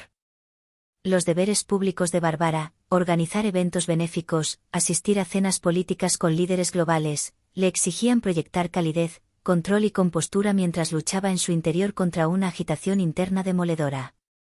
Desarrolló mecanismos de afrontamiento sofisticados, como recitar mantras enseñados por su terapeuta o aferrarse a sus perlas como un ritual de anclaje personal. Estas estrategias, señaladas por sus ayudantes más cercanos, le permitieron desenvolverse en entornos de alta presión, desde fiestas de barrio en Houston hasta galas de estado en Washington, sin delatar su profunda lucha. La recuperación de Barbara fue gradual, marcada por pequeños pero significativos hitos. Para 1975, podía asistir a las reuniones de la Asociación de Padres y Madres sin forzar sonrisas, reír espontáneamente y despertarse sin el temor opresivo. Las notas de su psiquiatra, referenciadas en biografías, atribuyen su progreso a la TCC, la medicación y el apoyo inquebrantable de George. Él le compró una grabadora de casetes para que dictara sus pensamientos durante las noches de insomnio, una práctica que la ayudó a reestructurar patrones negativos de pensamiento. Muchas de estas cintas se perdieron o se reutilizaron más tarde, pero sirvieron como una herramienta terapéutica vital que la ancló en momentos de crisis existencial. A medida que su condición se estabilizaba, Barbara y George elaboraron una estrategia para abordar su lucha públicamente, de forma controlada. La divulgación total conllevaba el riesgo de una mala interpretación sensacionalista, especialmente en un clima político escéptico y cruel con los problemas de salud mental. En cambio, Barbara tejió referencias sutiles en sus discursos, mencionando tiempos oscuros o la importancia de la resiliencia, en contextos que el público asociaba con la muerte de Robin o el estrés de la campaña. Este enfoque, detallado en sus memorias, le permitió insinuar su experiencia sin invitar al escrutinio directo, una táctica que preservó su imagen pública al tiempo que sentaba las bases para una futura y gradual apertura sobre el tema. Su recuperación coincidió con el ascenso de George a la vicepresidencia en 1981, seguido de la presidencia en 1989. Como primera dama, la aprobación pública de Barbara se disparó, y su calidez, ingenio y humor le valieron el apodo entrañable de «Abuela de América». Sin embargo, su batalla privada influyó de forma profunda en su papel público y en las políticas que promovió. Instituyó discretamente políticas como días de salud mental para el personal de la Casa Blanca e invitó a un coro de niños de una unidad psiquiátrica a la Easter Egg Roll de 1990, presentándolos como «voces jóvenes especiales», para evitar el estigma. Durante la Guerra del Golfo, priorizó el asesoramiento psicológico para las familias de militares, un reflejo directo de su propia experiencia con las dificultades emocionales extremas. La historia de Barbara resuena con otras mujeres de élite que ocultaron sus luchas de salud mental para proteger los legados y las reputaciones de sus familias. La princesa Victoria de Hanover, cuyos ataques de pánico fueron mal diagnosticados como histeria, fue confinada a ineficaces curas de reposo y su condición ocultada para mantener la imagen de la dinastía. Adelaide Frick, que luchaba contra la depresión después de la crisis nerviosa de su hija, financió programas de arteterapia como una salida privada y un consuelo, enmascarando su dolor detrás de la filantropía ostentosa. Los diarios de Jan Morton Kudai revelan una profunda soledad que sublimó en obras de caridad, financiando un ala de hospital en Milwaukee para la renovación humana. Estas mujeres, al igual que Barbara, navegaron las expectativas sociales que exigían estoicismo inquebrantable mientras sus mundos privados se desmoronaban en silencio. La filantropía a menudo sirvió como un mecanismo de afrontamiento y una forma de redención pública. La Fundación Barbara Bush para la Alfabetización Familiar, lanzada en 1989, promovió la lectura como una herramienta para el empoderamiento personal y la superación, haciendo eco de su propio uso de los libros como escape y consuelo durante su depresión. De manera similar, las iniciativas artísticas de Adelaide y el ala de hospital de Jan transformaron el dolor personal en bien público y reconocimiento social. Este patrón, de canalizar el sufrimiento en capital social y buena voluntad, refleja una estrategia de supervivencia para las mujeres limitadas por roles públicos y expectativas rígidas, convirtiendo la vulnerabilidad personal en una forma de influencia social aceptable. Estos paralelismos resaltan una verdad más amplia y duradera. El estigma de la salud mental ha obligado durante mucho tiempo a las mujeres de élite a ocultar sus luchas más profundas, priorizando el deber y la apariencia sobre el bienestar personal. El secretismo de Barbara, aunque protector en su momento, subraya las barreras sistémicas y culturales que impiden un diálogo abierto y honesto, un desafío que persiste en la sociedad moderna a pesar de los avances en la concienciación sobre la salud mental. Las operaciones secretas de Zapata Oil en Cuba. A finales de la década de 1950 y principios de la de 1960, Zapata Offshore, una compañía petrolera con sede en Houston fundada por George H.W. Bush, operaba innovadoras plataformas de perforación en el Golfo de México, siendo pionera en la exploración petrolera en aguas profundas. No obstante, persistentes alegaciones sugieren que estas plataformas, diseñadas para la extracción de petróleo, sirvieron también como puntos de escala encubiertos para las operaciones anticastristas de la Agencia Central de Inteligencia, CIA, particularmente para la invasión de Bahía de Cochinos de 1961. Si bien no hay pruebas definitivas que confirmen categóricamente estas afirmaciones, una serie de indicadores circunstanciales, como el re-registro de embarcaciones, crípticos registros corporativos, relatos de la tripulación y las profundas conexiones políticas de George H.W. Bush, han alimentado la especulación durante décadas. Este análisis explora las operaciones de Zapata, el convulso contexto de la Guerra Fría, las pruebas y lagunas existentes, los paralelos históricos y las implicaciones más amplias de las empresas privadas al servicio de objetivos gubernamentales clandestinos, ofreciendo una mirada exhaustiva a un misterio histórico persistente que sigue intrigando a investigadores y al público. Finales de la década de 1950 fue un periodo de gran tensión en la Guerra Fría, con Estados Unidos y la Unión Soviética compitiendo encarnizadamente por la influencia global en todos los rincones del planeta. La Revolución Cubana de Fidel Castro en 1959, que derrocó un régimen autocrático respaldado por Estados Unidos y nacionalizó activos de propiedad estadounidense sin compensación, planteó un desafío directo e inaceptable a los intereses de Washington en su propio patio trasero. Al alinear a Cuba con la Unión Soviética y su ideología comunista, Castro amenazó las vitales rutas marítimas del Golfo de México y la estabilidad regional, lo que llevó a Washington a priorizar su eliminación del poder a toda costa.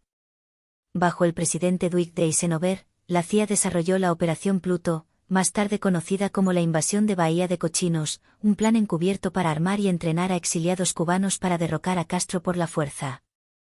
Lanzada en abril de 1961 bajo el presidente John F. Kennedy, la operación se basó en un secretismo extremo para mantener una negación plausible, evitando la participación militar abierta de Estados Unidos y el consiguiente escándalo internacional. La CIA, establecida en 1947, ya tenía una considerable experiencia en operaciones encubiertas, habiendo orquestado golpes de Estado exitosos en Irán, 1953, y Guatemala, 1954, derrocando gobiernos percibidos como hostiles a los intereses estadounidenses. La Bahía de Cochinos, sin embargo, requirió una compleja red logística y de apoyo que iba más allá de las operaciones anteriores. Armas, raciones, radios y fondos debían llegar a los campos de entrenamiento de exiliados en Guatemala y a los puntos de escala en el Caribe, como la isla de Pinos o la isla Andros. Las plataformas petrolíferas offshore, ubicadas estratégicamente más allá de las aguas territoriales de Estados Unidos y operadas por empresas privadas, ofrecían una cobertura discreta e ideal para estas actividades clandestinas. Su estatus civil, el tráfico marítimo rutinario y su movilidad intrínseca las hacían ideales para enmascarar transferencias de suministros sensibles u operaciones de reabastecimiento de combustible en alta mar, minimizando así el riesgo de escrutinio internacional y la posibilidad de ser detectadas. La urgencia de la Guerra Fría moldeó lo que estaba en juego en la operación. Una Cuba alineada con los soviéticos, a solo 145 kilómetros de las costas de Florida, era una amenaza estratégica y de seguridad inaceptable para los responsables políticos de Estados Unidos. La necesidad de la CIA de aliados del sector privado, dispuestos a colaborar en secreto, reflejaba una estrategia más amplia: aprovechar entidades comerciales para ejecutar misiones sensibles sin implicar directamente al gobierno y manteniendo una fachada de inocencia. La supuesta participación de Zapata, de ser cierta, ejemplificaría este enfoque de doble uso, mezclando la cobertura corporativa legítima con objetivos geopolíticos clandestinos en un entorno de alto riesgo y máxima prioridad nacional. Zapata Offshore, fundada en 1954 como una escisión de Zapata Petroleum, se especializó en la exploración petrolera offshore en el Golfo de México.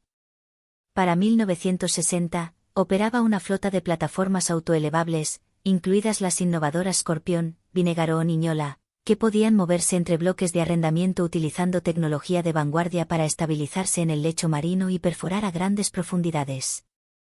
Estas plataformas, a menudo arrendadas a grandes compañías petroleras como Gulf Oil, se dirigían a depósitos de aguas profundas, un nicho especializado que diferenciaba a Zapata de sus competidores tradicionales.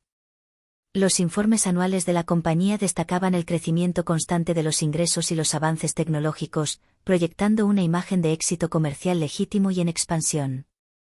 Las acusaciones de participación de la CIA surgen principalmente de actividades inusuales reportadas por antiguos miembros de la tripulación de Zapata. Relatos detallados de la década de 1990 describen la presencia en las plataformas de palés envueltos en plástico de estilo militar, registrados como maquinaria, pero que nunca se utilizaron en operaciones de perforación. Vuelos de helicópteros registrados como descensos VIP, sin pasajeros identificados, que partían y llegaban en horarios inusuales, y visitas nocturnas de individuos de habla hispana, presumiblemente exiliados cubanos, que se comportaban de forma muy discreta. Estas actividades, aunque no documentadas en los registros corporativos oficiales de la compañía, se alinean notablemente con la práctica de la CIA de utilizar infraestructura civil para la logística encubierta, como se había visto en operaciones anteriores en otros países. En 1960, Zapata registró varias embarcaciones bajo filiales en las Islas Caimán, una medida que Bush atribuyó en su momento a ventajas fiscales y a la optimización de costes. El momento de este registro, sin embargo, coincidió con la escalada de actividades anticastristas de la CIA, incluidas las rutas de suministro a Centroamérica y el Caribe. La ubicación estratégica de las plataformas de Zapata, cerca de aguas cubanas y de los puntos de escala conocidos de exiliados, aumentó aún más las sospechas. El tamaño modesto de Zapata en ese entonces y su estructura de junta flexible y menos burocrática permitieron una toma de decisiones rápida y discreta, a diferencia de las empresas más grandes con una extensa supervisión de los accionistas que habrían exigido más transparencia. El pedigrí de Bush, incluido el papel de su padre en el Senado y su propio servicio de guerra como héroe naval, mejoró su credibilidad como posible socio de la CIA, lo que convirtió a Zapata en un candidato atractivo para la colaboración encubierta en un momento de crisis geopolítica. Las operaciones de la compañía no estuvieron exentas de desafíos comerciales. La perforación en alta mar era extremadamente costosa, con tiempos de inactividad de las plataformas que suponían miles de dólares por hora. Cualquier uso encubierto habría requerido una cuidadosa coordinación para evitar interrumpir el negocio legítimo y rentable, posiblemente financiado por asignaciones de presupuesto negro de la CIA para compensar cualquier pérdida o inconveniente. La falta de quejas de los accionistas o señales regulatorias inusuales sugiere que tales actividades estaban excepcionalmente bien ocultas, lo que se alinea perfectamente con el énfasis de la CIA en la seguridad operativa y la negación plausible. La evidencia del supuesto papel de la CIA de Zapata es, en última instancia, circunstancial, arraigada en documentos desclasificados incompletos, relatos de la tripulación con recuerdos a veces fragmentados y registros corporativos que no contienen la pistola humeante. Un cable de la CIA de 1961, publicado bajo la Ley de Recopilación de Registros de Asesinatos de JFK de 1992, hace referencia a la plataforma ZR-Alpha, como un punto de reabastecimiento de combustible para vuelos de exfiltración, con los detalles específicos de la plataforma convenientemente redactados. Las plataformas del Golfo de Zapata que operaban cerca de aguas cubanas podrían alinearse con este criptónimo, aunque no se confirma ningún vínculo directo e irrefutable. Las actas de las reuniones corporativas de 1959 mencionaron presupuestos especiales de proyectos del Golfo, marcados como confidenciales, incluso para algunos miembros de la Junta, coincidiendo con el establecimiento de los campos de entrenamiento anticastristas de la CIA en Guatemala. Las anomalías financieras se suman al rompecabezas. Las subsidiarias de Zapata en las Islas Caimán registraron entradas de efectivo de decenas de miles de dólares entre 1959 y 1960, sumas modestas para una corporación petrolera, pero consistentes con los pagos de la CIA a operativos exiliados, como capitanes de barcos o entrenadores clandestinos. Antiguos oficiales de logística de la CIA, en historias orales recopiladas años después, aludieron a petroleros amigos que proporcionaban puntos de entrega para equipos sensibles como material de demolición submarina, sin nombrar firmas específicas. Estos relatos, aunque sugerentes, carecen de la especificidad de contratos firmados o manifiestos de carga detallados. Las anécdotas de la tripulación describen actividades irregulares, barcos de suministro atracando a horas extrañas de la noche, descargando cajas que eludían las inspecciones estándar, helicópteros que transportaban supuestos geólogos sin equipo de perforación visible, y breves visitas de pasajeros de habla hispana que parecían no tener relación con las operaciones petroleras. Estas historias, aunque convincentes, carecen de documentación primaria, como libros de registro o facturas con detalles, lo que las hace vulnerables al escepticismo. Sin embargo, encajan perfectamente en el patrón histórico de la CIA de usar cobertura civil, como se vio en operaciones como el Golpe de Guatemala de 1954, donde empresas privadas facilitaron la logística bajo un pretexto comercial para ocultar la intervención estadounidense. La ausencia de pruebas definitivas y concluyentes refleja el modus operandi intrínseco de la CIA, que prioriza la compartimentación de la información y la negación plausible por encima de todo. Los contratos podrían haber sido verbales, canalizados a través de bufetes de abogados o enterrados en cuentas solo numéricas. La destrucción de registros después del fiasco de Bahía de Cochinos, una práctica común y generalizada de la agencia para borrar el rastro, oscurece aún más el rastro documental. La falta de un memorándum humeante se alinea con precedentes como el programa de aviones espía U-2, donde la evidencia de la participación directa de Estados Unidos surgió solo décadas después a través de la desclasificación de archivos. El presunto papel de la CIA de Zapata encaja en un patrón histórico más amplio de empresas privadas al servicio de la política exterior de Estados Unidos.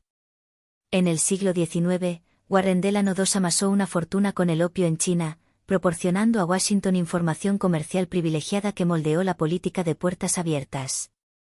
Durante la Primera Guerra Mundial, J. P. Morgan facilitó armas y préstamos masivos a los aliados, empujando la neutralidad de Estados Unidos hacia la intervención en el conflicto europeo. Estos casos ilustran cómo las empresas comerciales pueden enmascarar objetivos estratégicos estatales, alineando el beneficio privado con los intereses nacionales. El Acuerdo de Plombieres de 1858 ofrece un paralelo europeo. El conde Cavour y Napoleón III tramaron la unificación de Italia en una reunión secreta disfrazada de excursión de vacaciones, ocultando sus planes para evitar repercusiones diplomáticas inmediatas y la oposición de otras potencias. De manera similar, las plataformas de Zapata, si fueron utilizadas por la CIA, operaron bajo la cobertura de la perforación comercial legítima, protegiendo a Eisenhower y Kennedy de acusaciones directas de participación en la Bahía de Cochinos.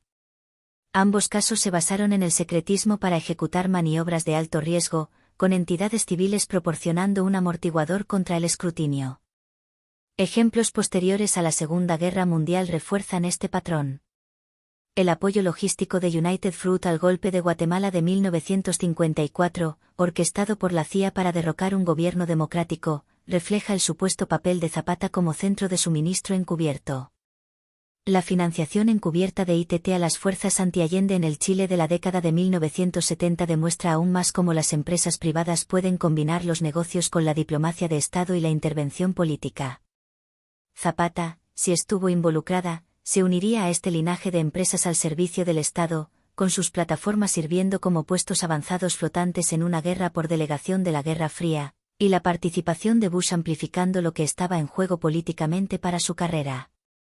La invasión de Bahía de Cochinos, lanzada el 17 de abril de 1961, fue un fracaso militar catastrófico y una humillación para Estados Unidos. Las fuerzas cubanas repelieron rápidamente a la brigada de exiliados, capturando a más de 1000 prisioneros y exponiendo la participación directa de Estados Unidos. Kennedy, visiblemente humillado, negó el apoyo militar directo, aunque cables desclasificados confirmaron más tarde la orquestación total de la CIA. El fiasco desató la indignación global, tensó gravemente las relaciones latinoamericanas y provocó investigaciones internas, lo que hizo que cualquier vínculo con una empresa privada como Zapata fuera políticamente explosivo para las carreras de los involucrados. George H.W. Bush, quien ingresó al Congreso en 1966, tenía un claro motivo para mantener tales lazos enterrados y ocultos para proteger su ascenso político, que ya despuntaba.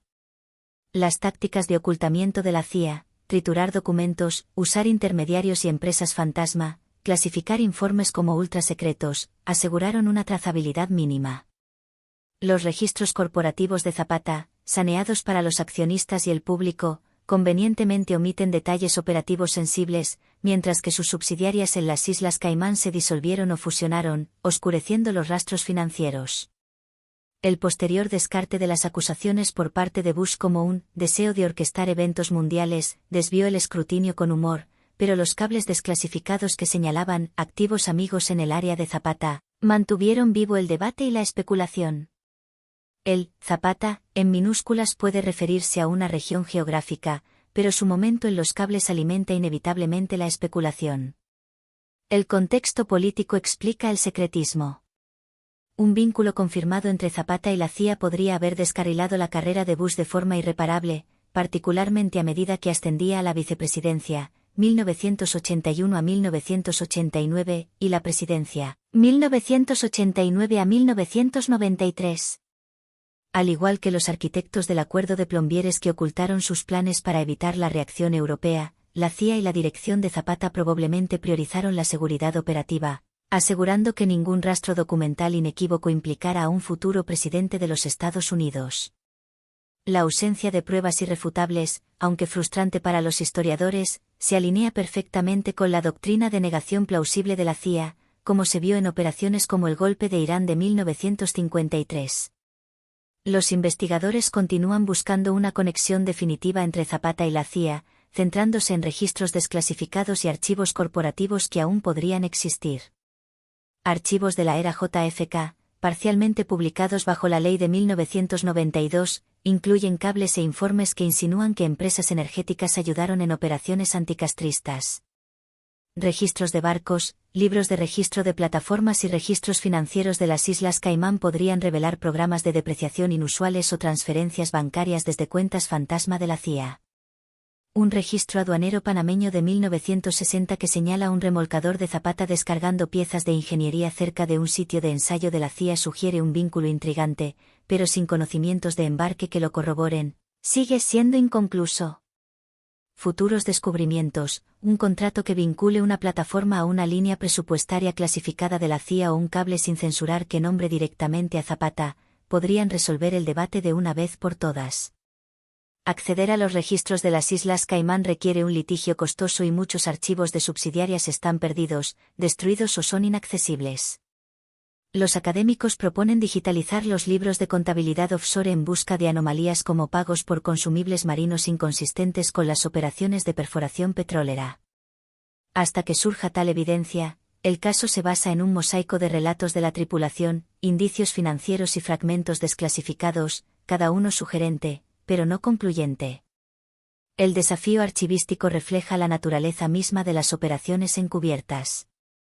El uso por parte de la CIA de acuerdos verbales, empresas fantasma y destrucción sistemática de documentos, como se vio en el programa U-2 o el papel de Bechtel en Irán, oscurece deliberadamente los rastros documentales. El caso Zapata, como estos, prospera en la ambigüedad y el rumor, con los investigadores equilibrando la especulación con la necesidad de pruebas verificables que confirmen o desmientan la historia.